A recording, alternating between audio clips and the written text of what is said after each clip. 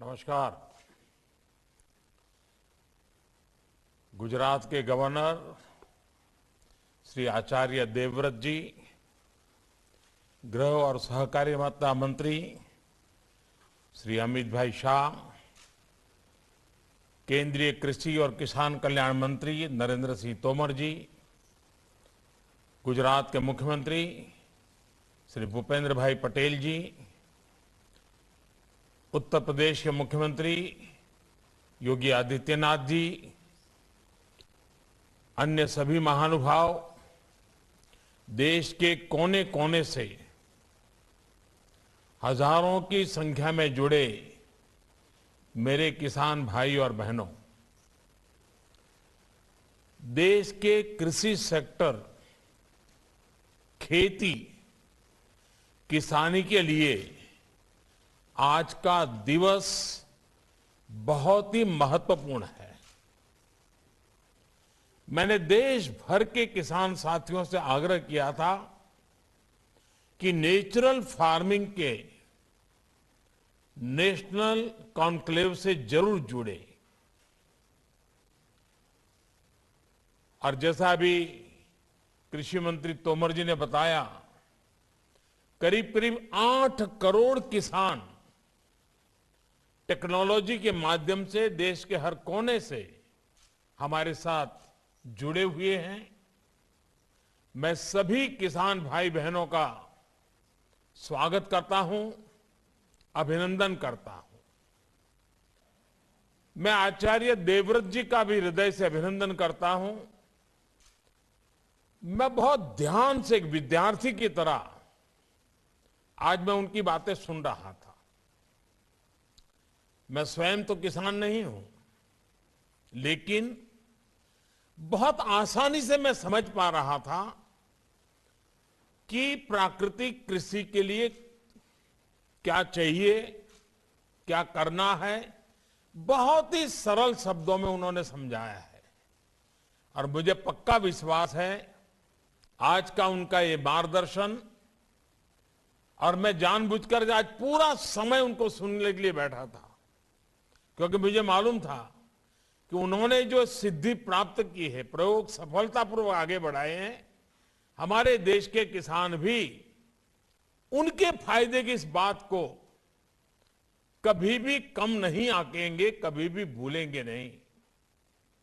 साथियों, ये कॉन्क्लेव गुजरात में भले हो रहा है, लेकिन इसका दायरा, इसका प्रभाव पूरे भारत के लिए है, भारत के हर किसान के लिए है।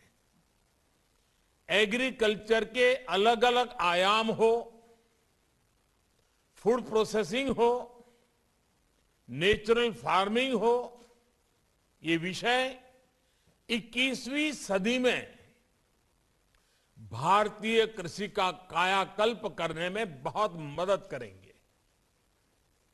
इस कॉन्क्लेव के दौरान यहां हजारों करोड़ रुपए के समझौते, उसकी भी चर्चा हुई, उसका भी कुछ प्रगति हुई है। इनमें भी इथेनॉल, ऑर्गेनिक फार्मिंग और फूड प्रोसेसिंग को लेकर जो उत्साह दिखा है, नई संभावनाओं को विस्तार देता है। मुझे इस बात का भी संतोष है कि गुजरात में हमने टेक्नोलॉजी और नेचुरल फार्मिंग में तालमेल के जो प्रयोग किए थे, वो पूरे देश को दिशा दिखा रहे हैं। मैं फिर एक बार गुजरात के गवर्नर आचार्य देवव्रत जी का विशेष आभार व्यक्त करना चाहता हूं, जिन्होंने देश के किसानों को नेचुरल फार्मिंग के बारे में इतना सरल शब्दों में स्व अनुभव की बातों के द्वारा बड़े विस्तार से समझाया है। साथियों, आजादी के अमृत महोत्सव में आज समय अतीत के अवलोकन का, उनके अनुभवों से सीख लेकर नए मार्ग बनाने का भी है। आजादी के बाद के दशकों में जिस तरह देश में खेती हुई, जिस दिशा में बढ़ी, वो हम सब ने बहुत बारीकी से देखा है। अब आजादी के 100वें वर्ष तक का जो हमारा सफर है, आने वाले 25 साल का जो सफर है, वो नई आवश्यकताओं, नई चुनौतियों के अनुसार अपनी खेती को ढालने का है। बीते 6-7 साल में बीज से लेकर बाजार तक किसान की आय को बढ़ाने के लिए एक के बाद एक अनेक कदम उठाए गए हैं। मिट्टी की जांच से लेकर सैकड़ों नए बीज तैयार करने तक, पीएम किसान सम्मान निधि से लेकर लागत का 1.5 गुना एमएसपी करने तक, सिंचाई के सशक्त नेटवर्क से लेकर किसान रेल तक अनेक कदम उठाए हैं। और श्रीमान तोमर जी ने इसका कुछ जिक्र भी अपने भाषण में किया है। खेती के साथ साथ पशुपालन, मधुमक्खी पालन, मत्स्य पालन और सौर ऊर्जा, बायोफ्यूल जैसे आय के अनेक वैकल्पिक साधनों से किसानों को निरंतर जोड़ा जा रहा है। गांवों में भंडारण, कोल्ड चेन और फूड प्रोसेसिंग को बल देने के लिए लाखों करोड़ रुपए का प्रावधान किया है। ये तमाम प्रयास किसान को संसाधन दे रहे हैं, किसान को उसकी पसंद का विकल्प दे रहे हैं। लेकिन इन सब के साथ एक महत्वपूर्ण प्रश्न हमारे सामने है। जब मिट्टी ही जवाब दे जाएगी, तब क्या होगा? जब मौसम ही साथ नहीं देगा, जब धरती माता के गर्भ में पानी सीमित रह जाएगा, तब क्या होगा? आज दुनिया भर में खेती को इन चुनौतियों से दो चार होना पड़ रहा है।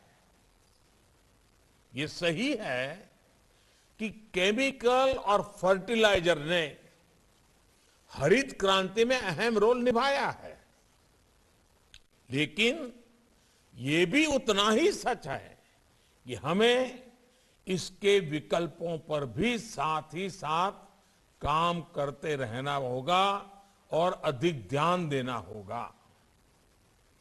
खेती में उपयोग होने वाले कीटनाशक और केमिकल फर्टिलाइजर हमें बड़ी मात्रा में इंपोर्ट करना पड़ता है। बाहर से, दुनिया के देशों से अरबों खरबों रुपया खर्च करके लाना पड़ता है।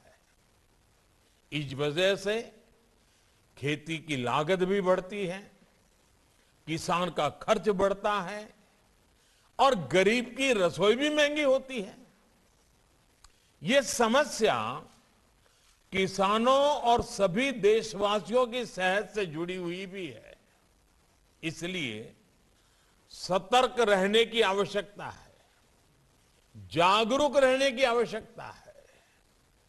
साथियों, गुजरात में कहावत है, हर घर में बोली जाती है, पानी आवे तो पहला पाळ बांधो। पानी पहला पाळ बांधो है આપણે ત્યાં બધા જ કહેતા હોય છે। इसका तात्पर्य ये कि इलाज से पहले परहेज बेहतर। इससे पहले की खेती से जुड़ी समस्याएं भी विकराल हो जाए, उससे पहले बड़े कदम उठाने का ये सही समय है। हमें अपनी खेती को केमिस्ट्री की लैब से निकालकर नेचर यानी प्रकृति की प्रयोगशाला से जोड़ना ही होगा। जब मैं प्रकृति की प्रयोगशाला की बात करता हूं तो ये पूरी तरह से विज्ञान आधारित ही है। ये कैसे होता है इसके बारे में अभी आचार्य देवव्रत जी ने विस्तार से बताया भी है। हमने एक छोटी सी फिल्म में भी देखा है और जैसे उन्होंने कहा उनकी किताब प्राप्त कर करके भी YouTube पर आचार्य देवव्रत जी के नाम से ढूंढेंगे तो उनके भाषण भी मिल जाएंगे। जो ताकत खाद में है, फर्टिलाइजर में है, वो बीज, वो तत्व प्रकृति में भी मौजूद है। हमें बस उन जीवाणुओं की मात्रा धरती में बढ़ानी है जो उसकी उपजाऊ शक्ति को बढ़ाना है। कई एक्सपर्ट्स कहते हैं कि इसमें देसी गायों की भी अहम भूमिका है। जानकार कहते हैं कि गोबर हो, गौमूत्र हो, इससे आप ऐसा समाधान तैयार कर सकते हैं जो फसल की रक्षा भी करेगा और उर्वरा शक्ति को भी बढ़ाएगा। बीज से लेकर मिट्टी तक सबका इलाज आप प्राकृतिक तरीके से कर सकते हैं। इस खेती में ना तो खाद पर खर्च करना है, ना कीटनाशक पर। इसमें सिंचाई की आवश्यकता भी कम होती है और बाढ़ सूखे से निपटने में भी ये सक्षम होती है। चाहे कम सिंचाई वाली जमीन हो या फिर अधिक पानी वाली भूमि, प्राकृतिक खेती से किसान साल में कई फसलें ले सकता है। यही नहीं, जो गेहूं, धान, दाल या जो भी खेत से कचरा निकलता है, जो पराली निकलती है, उसका भी इसमें सदुपयोग किया जाता है। यानी कम लागत, ज्यादा मुनाफा। यही तो प्राकृतिक खेती है। साथियों, आज दुनिया जितना आधुनिक हो रही है उतना ही बैक टू बेसिक की ओर बढ़ रही है। इस बैक टू बेसिक का मतलब क्या है? इसका मतलब है अपनी जड़ों से जुड़ना। इस बात को आप सब किसान साथियों से बेहतर कौन समझता है? हम जितना जड़ों को सींचते हैं उतना ही पौधे का विकास होता है। भारत तो एक कृषि प्रधान देश है। खेती किसानी के इर्द गिर्द ही हमारा समाज विकसित हुआ है, परंपराएं पोषित हुई है, पर्व त्योहार बने हैं। यहां देश के कोने कोने से किसान साथी जुड़े हैं। आप मुझे बताइए, आपके इलाके का खान पान, रहन सहन, त्योहार, परंपराएं, कुछ भी ऐसा जिस पर हमारी खेती का, फसलों का प्रभाव न हो? कुछ भी नहीं है। जब हमारी सभ्यता किसानी के साथ इतना फली फूली है तो कृषि को लेकर हमारा ज्ञान विज्ञान को कितना समृद्ध रहा होगा, कितना वैज्ञानिक रहा होगा। इसलिए भाइयों बहनों, आज जब दुनिया ऑर्गेनिक की बात करती है, नेचुरल की बात करती है, आज जब बैक टू बेसिक की बात होती है तो उसकी जड़ें भारत से जुड़ती दिखाई पड़ती हैं। साथियों, यहां पर कृषि से जुड़े कई विद्वान लोग उपस्थित हैं जिन्होंने इस विषय पर व्यापक शोध किया है। आप लोग जानते ही हैं हमारे यहां ऋग्वेद और अथर्ववेद से लेकर हमारे पुराणों तक कृषि, पाराशर और काश्यपीय कृषि सूक्त जैसे प्राचीन ग्रंथों तक और दक्षिण में तमिलनाडु के संत तिरुवल्लुवर जी से लेकर उत्तर में कृषक कवि घाघ तक हमारी कृषि पर कितनी बारीकियों से शोध हुआ है। जैसे एक श्लोक है, गोहितः क्षेत्रगामी च कालजो बीज तत्परः, कालज्ञो बीज तत्परः, वितंद्रः सर्वशास्त्राढ्य कृषको न अवसीदति। अर्थात जो गोधन का, पशुधन का हित जानता हो, मौसम समय के बारे में जानता हो, बीज के बारे में जानकारी रखता हो और आलस न करता हो, ऐसा किसान कभी परेशान नहीं हो सकता, गरीब नहीं हो सकता। ये एक श्लोक नेचुरल फार्मिंग का सूत्र भी है और नेचुरल फार्मिंग की ताकत भी बताता है।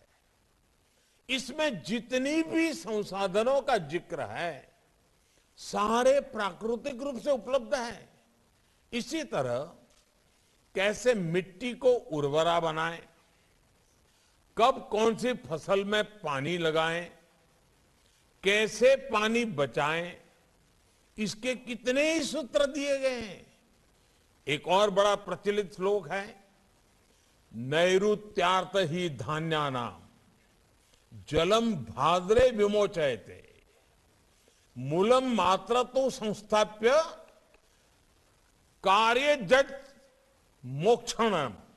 यानी फसल को बीमारी से बचाकर पुष्ट करने के लिए भादों के महीने में पानी को निकाल देना चाहिए। केवल जड़ों के लिए ही पानी खेत में रहना चाहिए।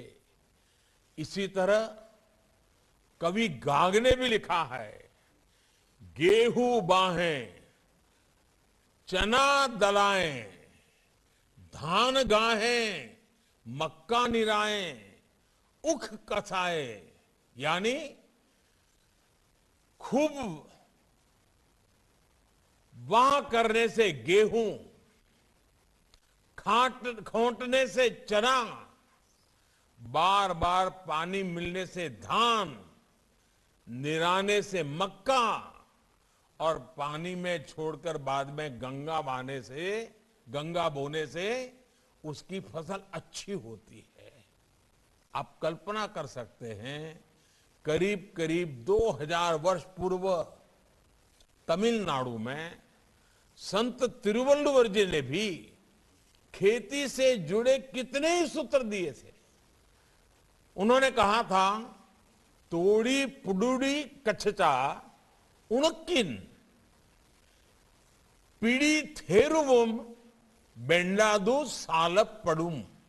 अर्थात if the land is dried so as to reduce 1 ounce of earth to quarter, it will grow plentifully even without a handful of manure. साथियों, कृषि से जुड़े हमारे इस प्राचीन ज्ञान को हमें न सिर्फ फिर से सीखने की जरूरत है, बल्कि उसे आधुनिक समय के हिसाब में तराशने की भी जरूरत है। इस दिशा में हमें नए सिरे से शोध करने होंगे, प्राचीन ज्ञान को आधुनिक वैज्ञानिक फ्रेम में डालना होगा। इस दिशा में हमारे आईसीएआर जैसे संस्थानों की, कृषि विज्ञान केंद्रों, कृषि विश्वविद्यालयों की भूमिका बहुत बड़ी हो सकती है। हमें जानकारियों को केवल रिसर्च पेपर्स और थियरीज तक ही सीमित नहीं रखना है, हमें उसे एक प्रैक्टिकल सक्सेस से बदलना होगा। लैब टू लैंड, यही हमारी यात्रा होगी। इसकी शुरुआत भी हमारे ये संस्थान कर सकते हैं। आप ये संकल्प ले सकते हैं कि आप नेचुरल फार्मिंग को, प्राकृतिक खेती को ज्यादा से ज्यादा किसानों तक ले जाएंगे।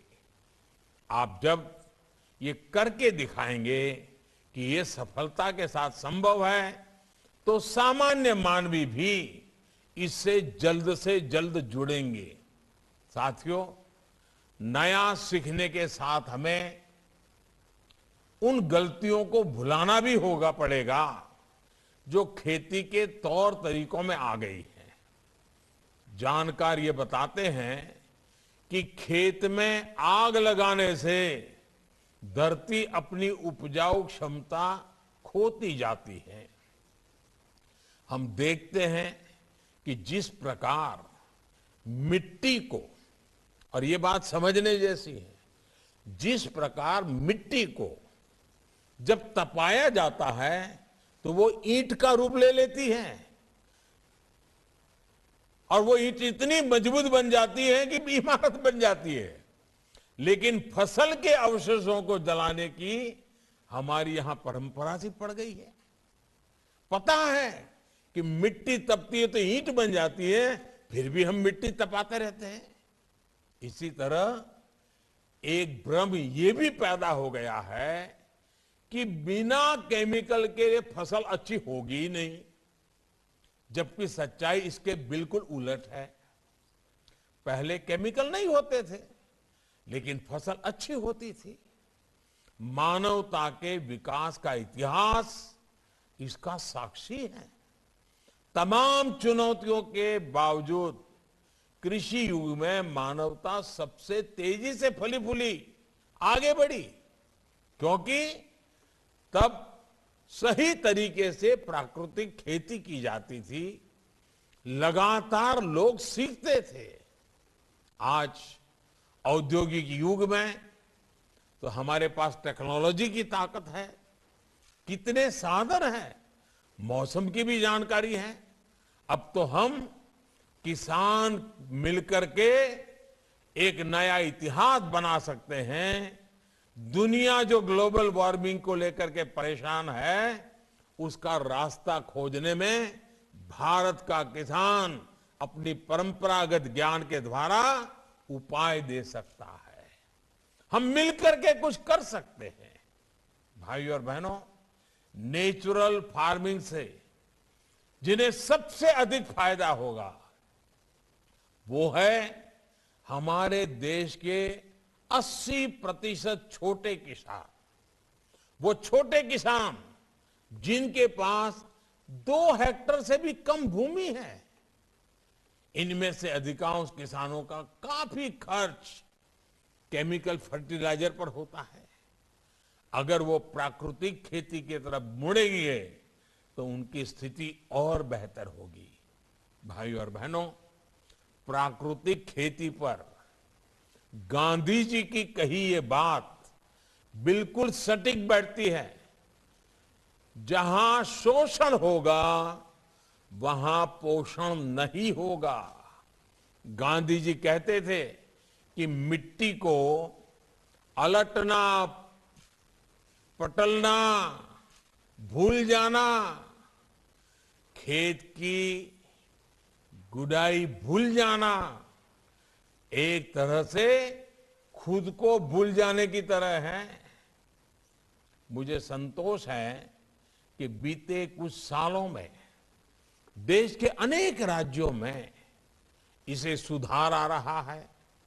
हाल के वर्षों में हजारों किसान प्राकृतिक खेती को अपना चुके हैं। इनमें से कई तो स्टार्टअप्स हैं, नौजवानों के हैं। केंद्र सरकार द्वारा शुरू की गई परंपरागत कृषि विकास योजना से भी उन्हें लाभ मिला है।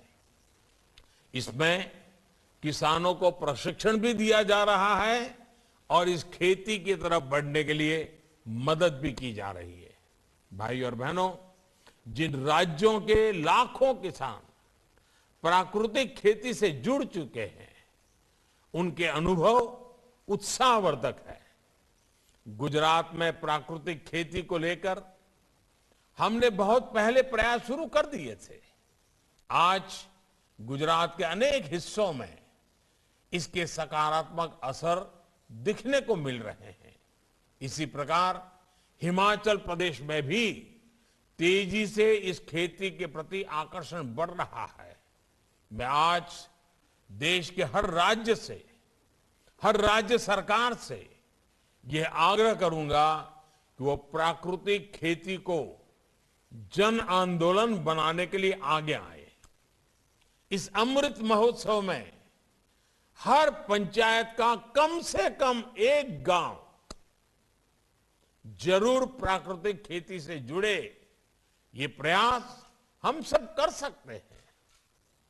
और मैं किसान भाइयों को भी कहना चाहता हूं, मैं ये नहीं कहता कि आपके अगर 2 एकड़ भूमि है या 5 एकड़ भूमि है तो पूरी जमीन पर ही प्रयोग करो। आप थोड़ा खुद अनुभव करो। चलिए भी उसमें से एक छोटा हिस्सा ले लो, आधा खेत ले लो, 1/4 खेत ले लो, एक हिस्सा तय करो, उसमें ये प्रयोग करो। अगर फायदा दिखता है तो थोड़ा विस्तार बढ़ाओ। 1-2 साल में आप धीरे धीरे पूरे खेत में इस तरफ चले जाओगे, दायरा बढ़ाते जाओगे। मेरा सभी निवेश साथियों से भी आग्रह है कि ये समय ऑर्गेनिक और प्राकृतिक खेती में इनके उत्पादों की प्रोसेसिंग में जम करके निवेश का समय है। इसके लिए देश में ही नहीं बल्कि पूरे विश्व का बाजार हमारा इंतजार कर रहा है। हमें आने वाली संभावनाओं के लिए आज ही काम करना है। साथियों, इस अमृत काल में दुनिया के लिए फूड सिक्योरिटी और प्रकृति से समन्वय का बेहतरीन समाधान हमें भारत से देना है। क्लाइमेट चेंज समिट में मैंने दुनिया से लाइफस्टाइल फॉर एनवायरनमेंट यानी लाइफ को ग्लोबल मिशन बनाने का आह्वान किया था। 21वीं सदी में इसका नेतृत्व भारत करने वाला है, भारत का किसान करने वाला है।